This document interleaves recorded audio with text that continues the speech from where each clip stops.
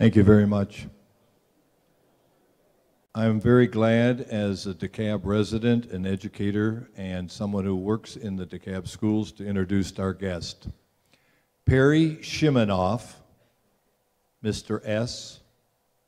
Perry Shimanoff has worked in over 500 school districts in California and other states.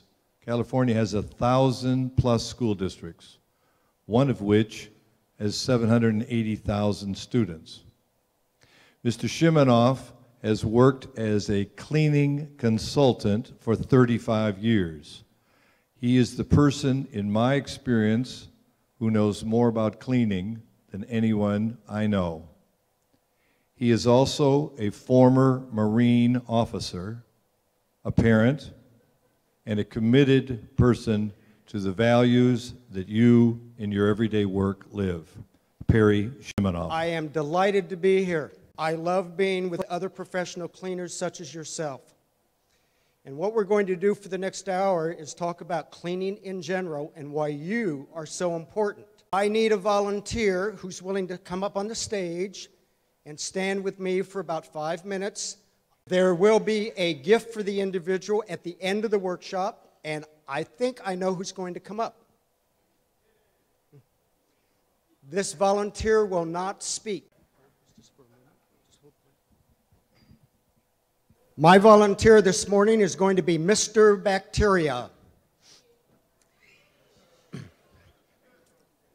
Bacteria need 4 things in order to grow. Do bacteria grow where it is moist or dry? That is correct. Bacteria require moisture in order to reproduce. Does bacteria grow where it is warm or cold? Warmth. Does anybody know their favorite temperature? 98.6. And what's that body temperature? It's ours. Does bacteria grow where it is dark or bright?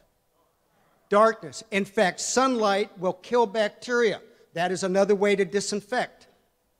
And the 4th element that bacteria need is an inorganic source of food, often body fluids. I am not going to mention all of them, but I will point to a few above the waist. Sweat, earwax, tears, mucus, saliva. I'm from California. We don't call it spit. Vomit, and I'm not pointing at anything else. If we have those 4 elements in place, and we start with one Mr. Bacteria, how many will there be tomorrow morning at 10:30? Who said millions? You're wrong. But good guess. Who said it? I don't have a gift. You're right. 64 billion. Under the right conditions, bacteria reproduce every 15 minutes. You start with 1, then 2, then 4, et cetera, et cetera. What do we call the products that we put on a surface to prevent Mr. Bacteria from reproducing?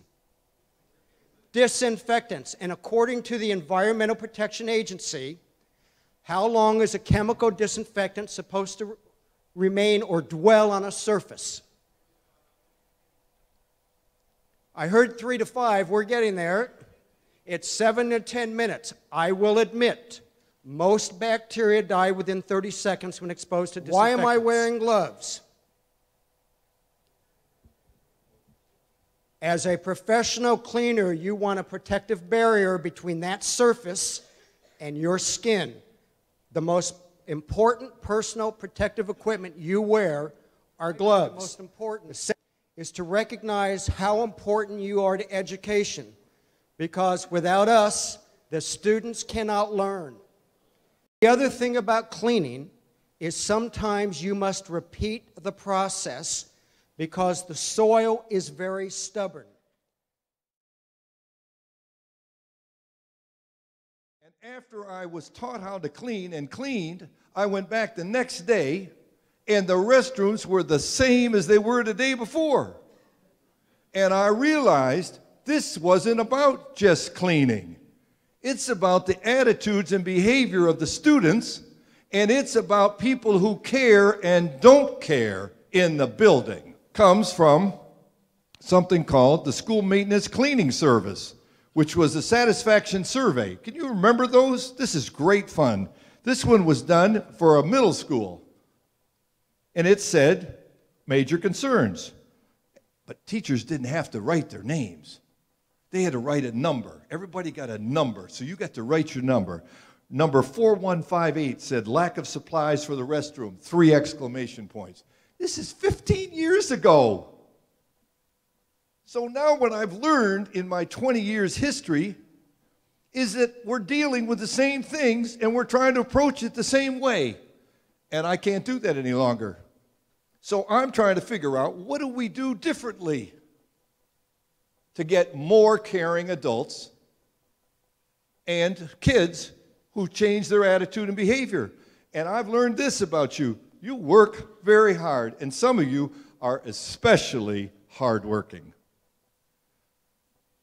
But you can't win, and I'll tell you why. In an average school of 1,000 kids, 2 to 10% mess up the bathrooms. 10% of 1,000 is 100. 100 kids in 12 bathrooms, that's a mess. That means the soap dispenser's off the wall. That means they're peeing on the floor and on the dividers. We didn't have dividers 20 years ago. We got them now, so more places to urinate. That means those lousy towel dispensers are broken and laying open, and the towels are flying all over the building. That means the urinals, even the automatic ones, the ones that are waterless, don't work. That means all kind of stuff. Because 2 to 10% are messing with you. So here's my goal for you. If your school is 10%, get it down to 2. If you're 2%, you call one of your buddies. The lady who said one of the nicest things she learned today was fellowship. You call one of your buddies and tell them how to get it to 2%. Every kid reads the Student Code of Conduct. Every kid signs it, and no one pays any attention to it. But he put in that Student Code of Conduct a sentence or two. Very unusual sentence. All the offenses in the Student Code of Conduct also apply to behavior in school restrooms. Wait a minute. If you smash your locker because you're mad at an algebra teacher, and you smash that towel dispenser put out by Bobrick that's in a stainless steel or whatever else, the same thing applies to you in the bathroom as in the hall? Okay, now I'm beginning to think bathrooms are important. The next sentence is, this one will just make you laugh. Students are expected to help keep restrooms clean and safe. Assistant principals are young, inexperienced, and know nothing about bathrooms. We're not jiving anymore, are we? You trained me. Give me some room today. This is an honor to be here.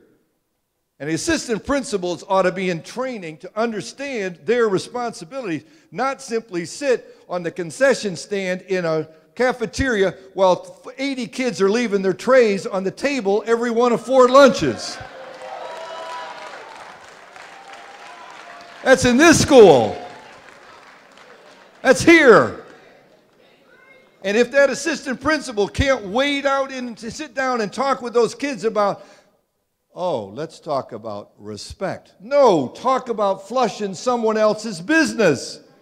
That's how you learn about respect. You don't start with a word you can't smell, eat, or taste. You start with the 4 senses inspection. You start with doing something. And I got a friend.